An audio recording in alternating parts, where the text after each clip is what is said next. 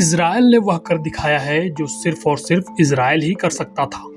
Israel ने अपने सबसे बड़े दुश्मन हमास के चीफ इस्माइल हानिया को ईरान की राजधानी तेहरान में एक हवाई हमले में मार गिराया।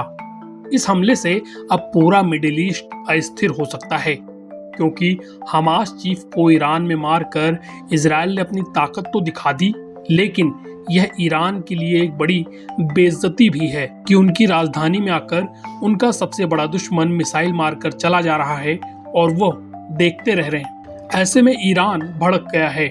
ईरान ने जवाबी कार्रवाई की बात कही है। इस्माइल हानिया ईरान के नए राष्ट्रपति के शपथ ग्रहण समारोह में पहुंचा था।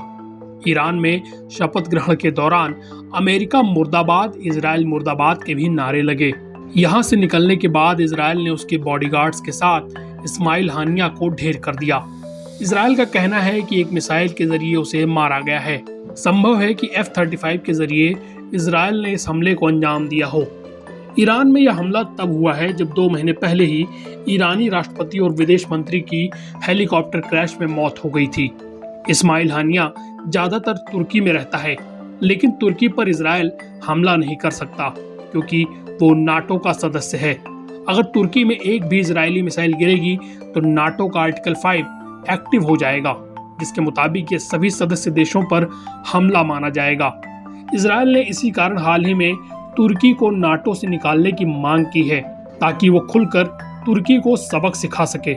ऐसा इसलिए क्योंकि तुर्की ने हाल ही में इजरायल को धमकी दी थी कि वो इजरायल युद्ध में उसी तरह कूद सकता है जैसे वह लीबिया और नागोर्नो काराबाख में कूदा था। इस्माइल हानिया से पहले इजरायल ने हिजबुल्लाह कमांडर को भी बेरूत में मार गिराया था। ईरानी राष्ट्रपति मसूद पेजेश्कियान ने कहा कि ईरान अपनी क्षेत्रीय अखंडता, गरिमा, सम्मान और गौरव की रक्षा करेगा। हम वादा करते हैं कि ये हमला करने वाले अपने इस काम के लिए पछतावे पर मजबूर होंगे। ईरान के सुप्रीम लीडर ने भी इस हमले पर कड़ी प्रतिक्रिया दी है।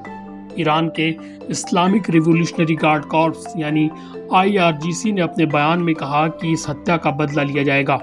अमेरिका ने भी साफ कर दिया है कि अगर इजरायल पर कोई हमला हुआ तो वो भी जंग में कूद पड़ेंगे। हालांकि यह ध्यान रखना चाहिए कि इजरायल के इस हमले से पहले ईरान ने इजरायली एयर स्पेस पर मिसाइल बरसाए थे। इस बात का अंदेशा भी जताया जाता रहा है कि ईरानी राष्ट्रपति के हेलीकॉप्टर क्रैश में भी इजरायल का हाथ है। इस पूरे मामले पर आप क्या सोचते हैं, कमेंट में जरूर लिखिए। देश दुनिया की खबरों से जुड़े रहने के लिए वर्ल्ड नाउ सब्सक्राइब कीजिए।